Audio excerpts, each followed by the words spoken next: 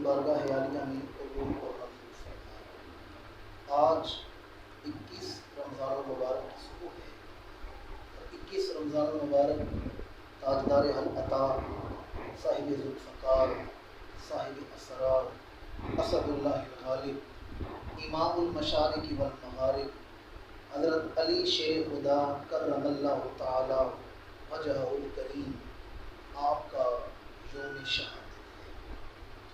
اور حضرت علی شیر خدا عالم اسلام کی نہ صرف عظیم علمی روحانی شخصیت ہیں بلکہ آپ محسنین اسلام میں سے بھی ہیں۔ آپ نے اسلام پر بے پایا احسانات کیے۔ اگر کوئی آپ کے دیگر احسانات کو نہ مانے، مثلا آپ کے فیصلے، آپ کی فقاہت، آپ کی علمی وجاہت اور امور خلافت اور بالخصوص میدان جہاد میں جو آپ کی جواں مردی ہے، اگر کوئی اسے نہ بھی مانے تو حضرت علی شیر خدا کا یہی بہت بڑا احسان ہے کہ انہوں نے حسن جیسا بیٹا اسلام کو عطا فرمایا، انہوں نے حسین جیسا بیٹا اسلام کو عطا فرمایا۔ یہی حضور حیدر کرار کا بہت بڑا احسان ہے۔ حضرت علی شیر خدا امیر المومنین بھی ہیں، خلیفہ اسلام بھی ہیں، سپہ سالار لشکر محمدی بھی ہیں اور محسن اسلام بھی ہیں۔ آپ کی ولادت با سعادت ہوئی تو آپ کا جو ذاتی نام ہے وہ رکھا گیا ہے علی۔ ذاتی نام کیا رکھا گیا ہے؟ علی۔ اور لفظ علی کا معنی ہے بلند۔ میں نے آپ کے سامنے آج حضرت علی کے 2-3 جو نام ہیں نا ان کی تشریح کرنی ہے اور آخر میں آپ کی شہادت کا پیغام۔ حضرت علی شیر خدا کا جو ذاتی نام ہے وہ ہے علی، اور علی کا معنی ہے بلند۔ اب سوچنا یہ پڑے گا کہ جن کے نام کا معنی بلند ہے وہ خود کتنے بلند ہیں۔ جن کے نام کا معنی ہی بلند ہے وہ خود کتنے بلند ہوں۔ تو فتح مکہ اٹھا کر دیکھیں، مدارج النبوت کی دوسری جلد، واقعات فتح مکہ، اس کے باب میں شیخ عبدالحق محدث دہلوی رحمۃ اللہ تعالی علیہ نے اس بات کو بیان کیا۔ دیگر بے شمار کتابوں میں حدیث مل جاتی ہے، لیکن مدارج النبوت عام دستیاب ہے، یہ کتاب عام مل جاتی ہے۔ اس کی دوسری جلد ہے اور باب ہے فتح مکہ کا باب۔ ہمارے آقا کریم نے مکہ فتح کیا، 10,000 صحابہ حضور کے ساتھ ہیں۔ آج بیت اللہ کو بتوں سے پاک کیا جا رہا ہے۔ 360 بتوں کی وہاں عبادت کی جاتی تھی۔ امام الانبیاء آیت پڑھ رہے ہیں، قل جاء الحق وزهق الباطل ان الباطل کان زہوقا۔ حضور بیت اللہ شریف کے اندر داخل ہوئے تو بیت اللہ میں بڑے مشہور بت ہیں، 4 بڑے مشہور بت تھے، لات، منات، عزا اور حبل۔ حبل بت ذرا بلندی پر پڑا ہوا تھا۔ تو امام الانبیاء نے فرمایا این علی، علی کہاں ہے؟ حضور حیدر کرار حضور کی بارگاہ میں آئے۔ امام الانبیاء نے فرمایا علی، تم میرے کاندھوں پر سوار ہو کر، یہ حبل بت زمین پر گرا ہے، اس بت کو توڑ دو۔ حضور حیدر کرار نے اس کے یا رسول اللہ، اگر میں آپ کے کاندھوں کی سواری کروں گا تو امت کیا کہے گی؟ امتی نبی کے کاندھوں پہ سوار ہوا ہے، میں زمین پر بیٹھتا ہوں، آپ میرے کاندھوں کی سواری فرمائیں، آپ اس بت کو توڑ دیں۔ امام الانبیاء نے فرمایا علی، تم بوجھ نبوت نہیں اٹھا سکتے، میں بوجھ ولایت اٹھا سکتا ہوں، لہٰذا تم میرے کاندھوں پہ سوار ہو۔ پھر زندگی میں پہلی دفعہ حضرت علی شیر خدا حضور کے کاندھوں پہ سوار ہوئے۔ اور یہ صرف حضرت علی شیر خدا کے گھر کا ہی شرف ہے، کبھی آپ کے بیٹے حضور کے نواسے حضور کے کاندھوں پہ سوار ہوتے ہیں، کبھی حضرت علی شیر خدا حضور کے کاندھوں پہ سوار ہوتے ہیں۔ امام الانبیاء نے فرمایا علی بت توڑ دو۔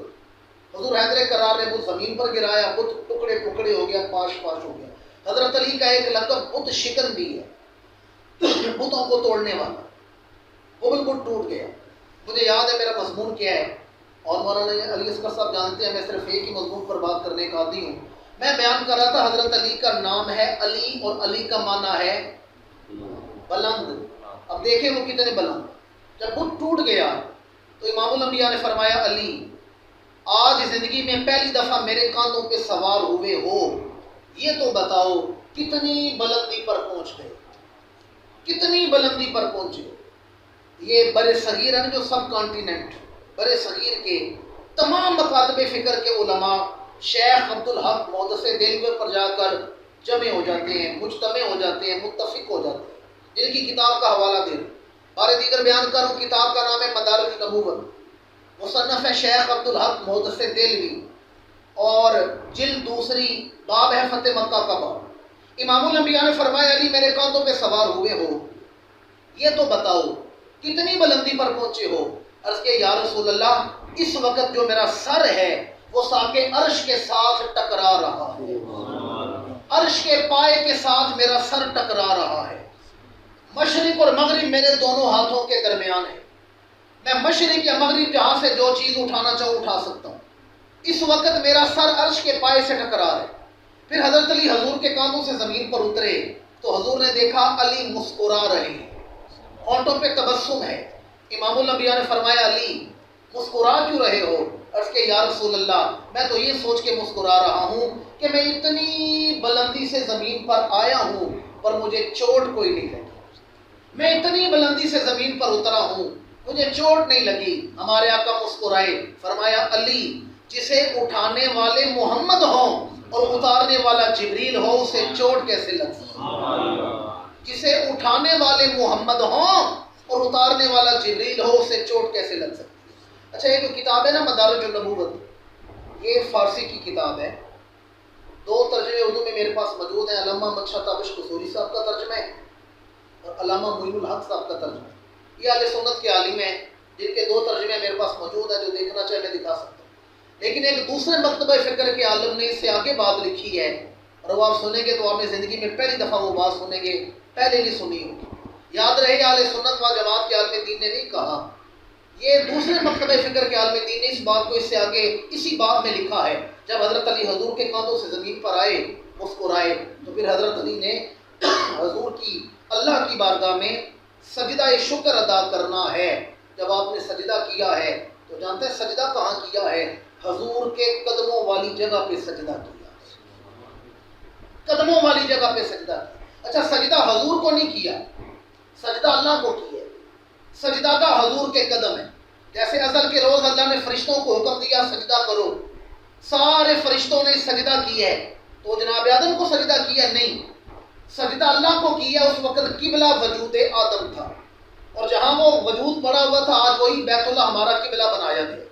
میری ملت کے باشعور مسلمانوں، آج حضرت علی شیر خدا نے سجدہ کرنا ہے اللہ کی بارگاہ میں، اور حضور کے قدموں والی جگہ پہ سجدہ کر رہے ہیں۔ اے حضور حیدر کرار، آپ بیت اللہ کے اندر ہیں، کہیں بھی سجدہ کر لیں، یہ حضور کے قدموں والی جگہ پہ سجدہ کیوں کر رہے ہیں؟ جواب آتا ہے آج 10,000 صحابہ نے یہ منظر دیکھا ہے کہ علی نبی کے کاندھوں پہ سوار ہوا ہے، تو کسی کے دل میں یہ خیال نہ آئے کہ نبی کے کاندھوں پہ سوار ہو کر علی کے دل میں غرور آ گیا ہے، علی کے دل میں تکبر آ گیا ہے، یا علی کے دل میں فخر آ گیا ہے۔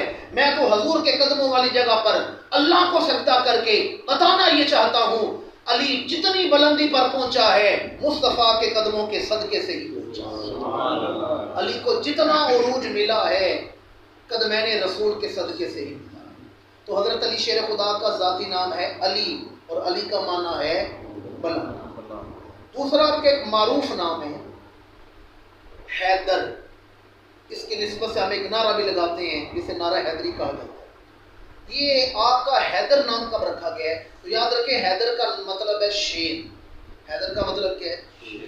عربی زبان بڑی فصاحت والی زبان ہے، ایک ایک چیز پر 500 نام، شیر کے حوالے سے مختلف نام ہیں، اسد بھی کہتے ہیں، حیدر بھی کہتے ہیں، عباس بھی کہتے ہیں، اور زرغام بھی کہتے ہیں، مختلف نام ہیں۔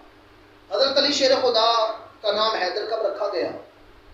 آپ کی عمر تھی 3 ساڑھے 3 سال عمر تھی، آپ کی والدہ گھر سے باہر کسی کام کے لیے گئی، گھر میں سانپ گھس آیا۔ جب حضرت علی کے قریب آیا، چند سال آپ کی عمر ہے، حضرت علی شیر خدا نے سانپ کو گردن سے پکڑ لیا، اور اس مضبوطی سے پکڑ لیا ہے کہ سانپ سے ہلا نہیں جا رہا، وہیں وہ مر گئے۔ آپ جانتے ہوں گے چھوٹے بچے جب کوئی چیز پکڑتے ہیں تو ان کی گرپ بڑی مضبوط ہوتی ہے، بڑی مضبوطی سے چیز پکڑتے ہیں۔ حضرت علی شیر خدا نے اسے پکڑا ہے، سانپ مر گئے۔ والدہ گھر میں داخل ہوئی، انہوں نے دیکھا نا میرے بیٹے نے سانپ پکڑ کے مار دیا ہے، تو ماں ڈری نہیں، کیوں؟ یہ جعفر طیار کی والدہ ہے، کیوں؟ یہ عقیل کی والدہ ہے، یہ جناب طالب کی والدہ ہے، یہ حضور حیدر کرار کی والدہ ہیں، نام ہے فاطمہ بنت اسد۔ جناب بی بی فاطمہ بنت اسد نے جب یہ اپنے بیٹے کی بہادری دیکھی تو ماں نے خوش ہو کے کہا میرا شیر پتر، میرا حیدر پتر۔ اس کے بعد آپ کا نام ہی حیدر پڑ گیا۔ اچھا میدان جنگ ہوتا نا، اور میدان جنگ میں جب کوئی بہادر لڑنے کے لیے آتا تھا تو رجس پڑھتا تھا، رجس میں اپنا تعارف کرواتا، اپنے قبیلے کا تعارف کرواتا، اپنی فتوحات کا ذکر کرتا۔ حضرت علی بھی جب میدان جنگ میں اترتے تھے تو حضرت علی بھی ایک رجس پڑھتے تھے، اور وہ رجس کیا تھا؟ آپ جب بھی میدان جنگ میں جاتے آپ فرماتے انا الذی سمتنی امی حیدرا، میں وہ ہوں جس کی ماں نے اس کا نام ہی شیر رکھ دیا ہے، میں وہ ہوں جس کی ماں نے اس کا نام حیدر رکھا ہے۔ اچھا یہ جو حیدر لفظ ہے نا، یہ اس قدر بہادری کا نشان بن گیا ہے کہ آج دیکھ لیں ہمارے پاکستان میں جو بہادری کا سب سے بڑا نشان ہے اسے نشان حیدر کہا جاتا ہے۔ تو پاکستان میں بہادری کا سب سے اعلیٰ نشان ہے، اسے کیا کہتے ہیں؟ نشان حیدر۔ اچھا آپ کو خالی حیدر نہیں کہا جاتا بلکہ آپ کو کرار بھی کہا جاتا ہے، اور کرار کا کیا معنی ہے؟ پلٹ پلٹ کے حملے کرنے والا، بار بار حملے کرنے والا۔ اقبال کہتا ہے جھپٹنا پلٹنا پلٹ کر جھپٹنا، لہو گرم رکھنے کا ہے ایک بہانہ۔ حیدر کرار پلٹ پلٹ کے حملے کرنے والا، بار بار حملے کرنے والا۔ دو نام ہو گئے، ایک نام کی اور تشریح سن لیں، پھر ایک حدیث سناؤں گا اور پھر آپ کی شہادت کا پیغام۔ یہ بھی بڑا معروف نام ہے، اور یہ نام ہے باب مدینۃ العلم۔ کیا نام ہے؟ باب مدینۃ العلم۔ علم کا معنی تو آپ کو پتہ ہے، جاننا۔ مدینہ کا لفظی معنی ہے شہر، مدینہ کا کیا معنی ہے؟ شہر۔ اور باب کا مطلب آپ کو پتہ ہے دروازہ، تو باب مدینۃ العلم کا معنی کیا بنا؟ علم کے شہر کا دروازہ، علم کے شہر کا، سارے بولیں گے تو میں آگے بولوں گا، علم کے شہر کا۔ آج کل تو شہروں میں دروازے نہیں، پہلے جو ہوتے تھے نا دور فصیل ہوتی تھی اور دروازے ہوتے تھے، جس نے بھی شہر کے اندر داخل ہونا ہے وہ دروازے سے گزر کے جاتا تھا۔ حضور حیدر کرار حضرت علی شیر خدا کا نام ہے باب مدینۃ العلم، یعنی جس نے علم کی خیرات حاصل کرنی ہے اسے دروازے مرتضیٰ پر حاضر ہونا پڑے گا۔ جس نے علم کی خیرات حاصل کرنی ہے اسے حضرت علی کے دروازے پر حاضر ہونا پڑے گا۔ اور اس کی تشریح میں آپ کا معروف قول ہے، آپ نے کوفہ کے منبر پر بیٹھ کر یہ فرمایا تھا سلونی اما شئتم، جو پوچھنا چاہتے ہو پوچھو، نہ زمان کی قید نہ مکان کی قید، جو ہو چکا، جو ہو رہا ہے، جو قیامت تک ہوگا۔ زمین کے مسئلے پوچھنے، آسمانوں کے پوچھنے، پہاڑوں کے، دریاؤں کے، عالم ناسوت کے، عالم جبروت کے، عالم ملکوت کے، عالم لاہوت کے، عالم ہاہوت کے۔ فرمایا سلونی اما شئتم، جو پوچھنا ہے پوچھو، کوئی قید نہیں لگائی۔ فرمایا جو پوچھنا چاہتے ہو پوچھو، سوال کرنا تمہارا کام ہے، جواب دینا علی شیر خدا کا کام۔ اور جس جہان کی خبر چاہتے ہو پوچھ لو، جس جہان کا سوال پوچھنا چاہتے ہو پوچھ لو، سلونی اما شئتم، جو چاہتے ہو پوچھ لو۔ ایک مجوسی کھڑا ہوا غیر مسلم، اس نے چند ایک سوال کیے، اس نے کہا جی میرا پہلا سوال یہ ہے، مجھے بتائیں زمین کا وہ کون سا حصہ، زمین کا وہ کون سا ٹکڑا ہے، وہ کون سا حصہ ہے جہاں صرف آج تک ایک بار سورج چمکا ہے، دوبارہ نہیں چمکا، وہ کون سا حصہ ہے؟ حضرت علی نے فرمایا کہ جب موسیٰ علیہ السلام اپنی فوج لے کے جا رہے تھے، پیچھے فرعون کی فوج لگی، دریائے نیل پر پہنچے تو آپ نے پانی پر عصا مارا۔ جب آپ نے پانی پر عصا، سورہ بقرہ پہلا سپارہ پڑھیں یہ واقعہ موجود ہے، تو پانی میں راستہ بن گیا ہے، وہاں خشک ہو گیا راستہ، جناب موسیٰ گزر گئے ہیں، پیچھے سے فرعون آیا، دریا مل گیا، فرعون بھی غرق ہو گیا، فوج بھی غرق ہو گئی۔ یہ واقعہ قرآن کی۔ آپ نے فرمایا جب جناب موسیٰ نے دریا میں راستہ بنایا تھا، پانی میں راستہ بنا، وہاں سورج کی شعائیں پہنچی ہیں، بعد میں دریا نیل مل گیا ہے، آج تک وہاں دوبارہ سورج نہیں چمکا۔ اسے کہا یہ بتائیں آسمان کا تالا کون سا ہے؟ آپ نے فرمایا شرک آسمان کا تالا ہے، جو شرک کرتا ہے اس کی روح الجین کی طرف سے سجین کی طرف جاتی ہے۔ آپ اس نے پوچھا یہ بتائیں اس تالے کی چابی کون سی ہے؟ آپ نے فرمایا اس تالے کی چابی ہے لا الہ الا اللہ محمد رسول اللہ۔ اسے کہا میرا تیسرا سوال یہ بتائیں، آپ کہتے ہیں کہ اہل جنت جنت میں رہیں گے، وہاں خوراک کھائیں گے، کھائیں پیئیں گے، بول و براز نہیں کریں گے، نہ پیشاب کریں گے نہ پخانہ کریں گے، یہ کیسے ممکن ہے بندہ خوراک بھی کھائے جو جوف معدہ بنے اور بول و براز نہ کرے؟ آپ نے فرمایا یہ بتا 9 مہینے ماں کے پیٹ میں رہا ہے یا نہیں رہا؟ اس نے کہا جی رہا ہوں۔ فرمایا خوراک لیتا رہے؟ اس نے کہا جی لیتا رہو۔ فرمایا یہ بتا جب تو خوراک لیتا رہا ہے تو بولو براز کہاں کرتا رہا ہے؟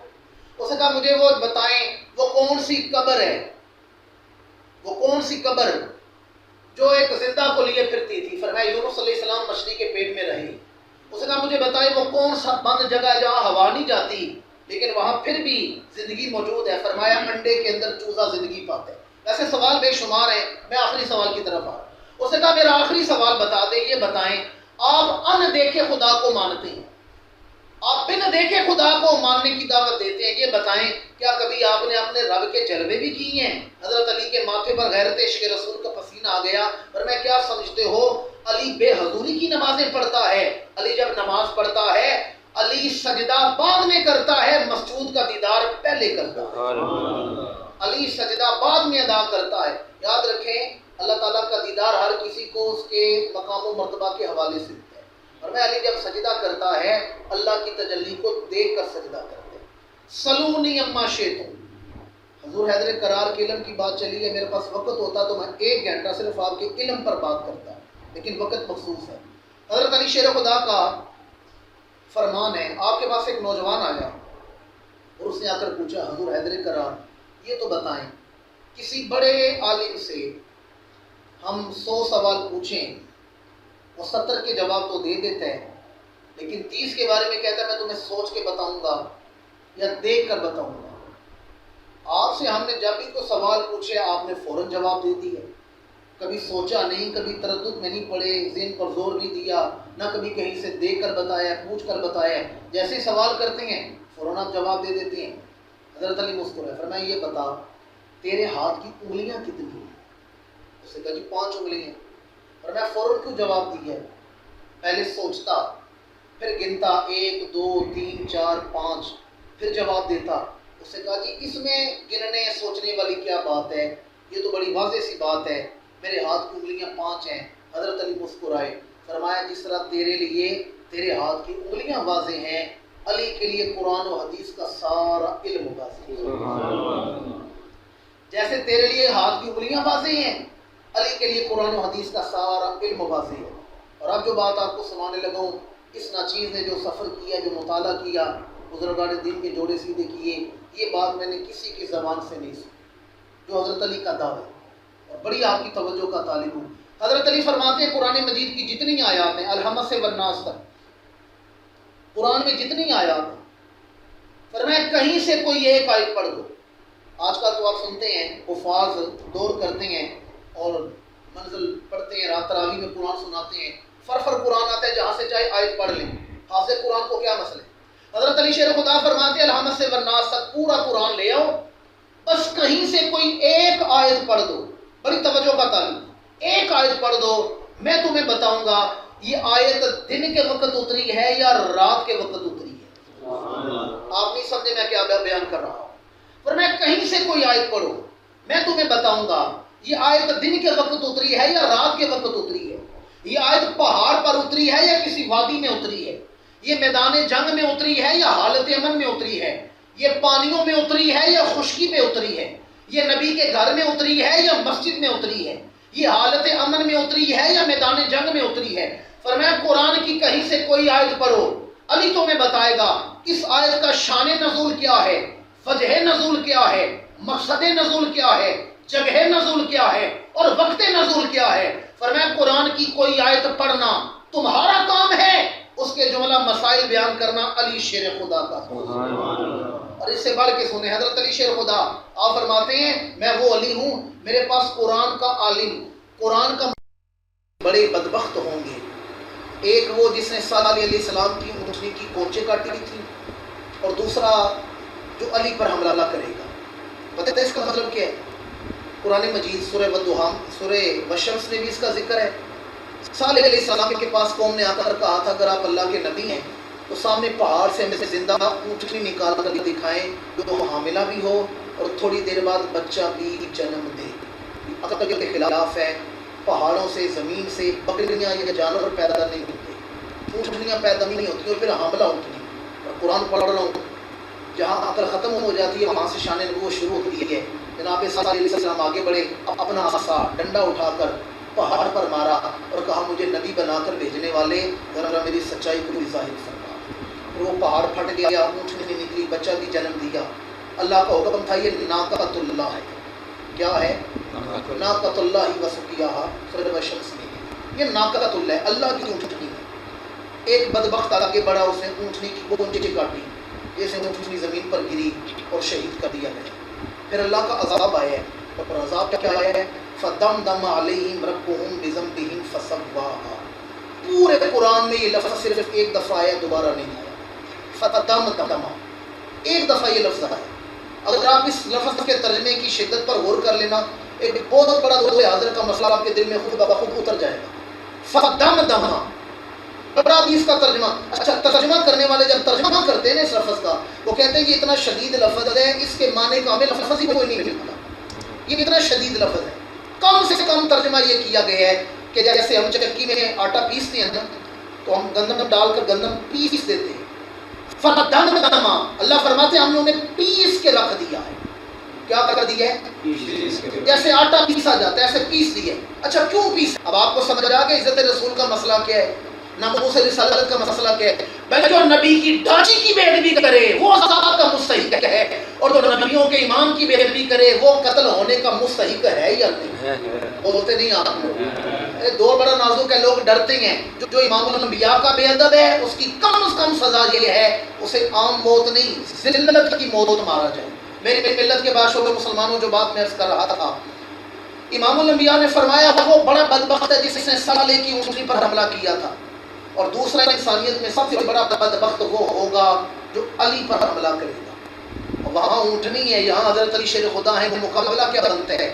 وجہ یہ ہے، فرمایا وہ اونٹنی سالے کا معجزہ ہے اور علی محمد مصطفیٰ کا معجزہ۔ جس نے سالے کے معجزے پر حملہ کیا وہ بھی بڑا بدبخت، اور جو علی شیر خدا پر حملہ کرے گا وہ بھی بڑا بدبخت۔ 21 رمضان المبارک حضور حیدر کرار نماز فجر کے بعد نا نماز کی دعوت دیا کرتے تھے گلیوں میں۔ آج کل بھی کچھ احباب گلیوں میں آواز دیتے ہیں نماز کے لیے، تو امام حضرت علی شیر خدا آواز دے رہے تھے کوفہ کی گلیوں میں، وہ آواز بلند کر کے آپ مسجد میں آئے ہیں کہ آپ پر وار کیا گیا، ابن ملجم نے آپ پر وار کیا ہے، تمام شہادت نہیں سنا سکتا کس نے اسے تیار کیا، کس عورت کے حسن میں آ کر اس نے یہ قدم اٹھایا۔ حضرت علی شیر خدا، میں کہتا ہوں یہ حضور حیدر کرار پر حملہ نہیں کیا گیا، یہ اسلام پر حملہ کیا گیا۔ حضرت علی شیر خدا کرم اللہ تعالی وجہ کریم، آپ جب اذان پڑھ کے آ رہے تھے، اذان سے پہلے آپ کا معمول تھا سحری کے وقت سے مخاطب کو فرمایا کرتے تھے، اے سحری کے وقت یہ بتا، علی کی زندگی میں کوئی ایک رات ایسی بتا کہ جب سحری کا وقت آیا ہو اور علی بے خبر سو رہا ہو۔ آج کل ہم چیز زیر نہیں ہے، سین پر زبر ہے، سحر کون سا وقت ہے؟ سحری کا وقت ہے، سحری کا وقت نہیں۔ تو حضرت علی شیر خدا نے فرمایا سحری کے وقت کبھی میری زندگی کی کوئی ایک رات بتا جب تو آیا ہو اور علی بے خبر لیٹا ہوا ہو، میں نے ہر رات جاگ کر ہی تیرا استقبال کیا۔ حضرت علی شیر خدا پر حملہ کیا گیا، اور حملہ اسلام پر کیا گیا۔ میں نے یہاں سے بات شروع کی، حضور حیدر کرار کے بڑے احسانات ہیں آپ کی علمی اور فقیہانہ بصیرت، کار خلافت اور فتوحات، آپ کی بڑی علمی روحانی خدمات ہیں، لیکن حضرت علی شیر خدا کا یہی سب سے بڑا احسان ہے کہ آپ نے حسن جیسا بیٹا اسلام کو عطا فرما دیا، آپ نے حسین جیسا بیٹا اسلام کو عطا فرمایا۔ اس لیے ایک دفعہ سورہ فاتحہ، 3 دفعہ سورہ اخلاص اول اور دوسری کے ساتھ پڑھیں تاکہ حضور حیدر کرار کی بارگاہ میں ہدیہ ایصال ثواب پیش کیا جائے۔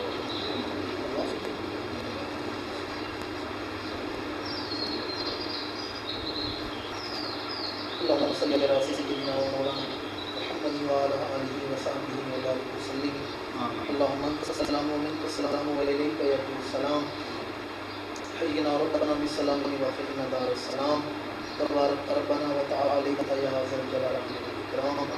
اللهم ربنا تقبل منا هذه صلاة الفجر مع جماعة المسلمين وتب علينا إنك أنت التواب الرحيم۔ الہ العالمین، ہم نے جو نماز فجر ادا کی ہے اسے اپنی بارگاہ عالیہ میں درجہ قبولیت عطا فرما۔ جو سجدے ہم نے ادا کیے انہیں ہماری بخشش اور نجات کا ذریعہ بنا۔ نماز کی برکتیں اپنے وجودوں میں قائم رکھنے کی توفیق عطا فرما۔ جو کلام پاک پڑھا جو منبل ہوا ایک ایک حرف ایک ایک لفظ کو اپنی بارگاہ میں درجہ قبولیت عطا فرما۔ جملہ ثواب صلی اللہ علیہ وآلہ وسلم کی بارگاہ عالی وقار میں ہدیۃً تحفۃً پیش کرتے ہیں، قبول ہو۔ امام الانبیاء کے وسیلہ جلیلہ سے تمام انبیاء علیہم السلام، حضور کے والدین کریمین، آباء و اجداد، اہل بیت الظام، تمام ازواج رسول، بنات رسول اور ابناء رسول کی روحوں کو پیش کرتے ہیں، قبول ہو۔ تمام خلفاء راشدین کی روحوں کو پیش کرتے ہیں، قبول ہو۔ بالاخص اس کلام پاک کا ثواب تاجدار العطا، صاحب ذوالفقار، صاحب اسرار، اسد اللہ الغالب، امام المشارق والمغارب، زوج بطول دامناد رسول، حضرت علی شیر خدا کرم اللہ تعالی وجہ الکریم کی روح پاک کو پیش کرتے ہیں، قبول ہو۔ آپ کے درجات کو مزید رفعت و بلندی عطا فرما۔ ہم گنہگاروں کا یہ تحفہ نیاز ان کی بارگاہ تک پہنچے، آپ کی نگاہ شفقت عطا فرما، آپ کی توجہات کریمانہ ہمارے شامل فرما۔ الہ العالمین آپ کی امت مبارک پر کروڑہ رحمتوں و برکتوں کا نازل فرما، آپ کی روح پرفتوح پر کروڑہ انوارات و تجلیات کا نزول فرما۔ الہ العالمین جو عشق رسول اور اسلام کی محبت انہیں عطا فرمائی تھی، ان کی سینے مبارک کا صدقہ اس کی کچھ خوشبو ہمیں بھی عطا فرما، کوئی جھلک ہمیں بھی عطا فرما۔ صحابہ کرام، صحابیات، تابعین، تبع تابعین اور حضور کی امت کے تمام شہداء اور تمام اولیاء، شہداء بدر و احد حنین، بالخصوص تمام شہداء کربلا کی روحوں کو پیش کرتے ہیں، قبول و منظور فرما۔ تمام اولیاء امت کی روحوں کو پیش کرتے ہیں، قبول و منظور فرما۔ الہ العالمین بابو اعظم کے قبرستان میں جو اہل ایمان مدفون ہیں اور ہم جو تیری بارگاہ میں ہاتھ پھیلائے دعا مانگ رہے ہیں، ہم میں سے جن جن کے والدین، آباء و اجداد، ایسا وقدر رشتہ دار جو حالت ایمان میں دنیا سے گئے، اور مسجد کے احاطے میں جو اہل ایمان مدفون ہیں سے لے کر آج تک جو بھی تجھ سے واصل ہوا، اور امام الانبیاء کی تمام امت مرحومہ کی روحوں کو اس سال ثواب کرتے ہیں، قبول و منظور۔ اللہم اغفر لجمیع امت سیدنا محمد صلی اللہ علیہ وآلہ وسلم، ربنا اغفر لی ولوالدی وللمؤمنین یوم یقوم الحساب، اللہم اغفر لی وللمؤمنین والمؤمنات۔ الہ العالمین اس محفل پاک کے توسل سے بیماروں کو شفا عطا فرما، مقروضوں کو قرض کے بوجھ سے آزادی عطا فرما، بے روزگاروں کو رزق حلال عطا فرما، بے اولادوں کو نیک اور صالح اولاد عطا فرما، جن کی بچیاں جوان ہیں ان کے لیے رزق کے اسباب عطا فرما، ملک کے پاکستان کی خیر فرما، اندرونی و بیرونی خطرات و مشکلات سے محفوظ فرما۔ الہ العالمین باران رحمت عطا فرما، رحمت کی بارش عطا فرما، جو ماہ رمضان کے دن رہ گئے ان کی قدر کرنے کی توفیق عطا فرما۔ اس مہینے میں ہمیں لوگوں میں شامل فرما جنہیں بخش دیا جائے گا، جنہیں معاف کر دیا جائے گا، جن کے روزے تیری بارگاہ میں قبول کر لیے جائیں گے۔ اللہم ارزقنا حبک وحب حبیبک الکریم، اللہم ارزقنا زیارت الحرمین الشریفین، وصلی اللہ تعالی علی رسولہ خیر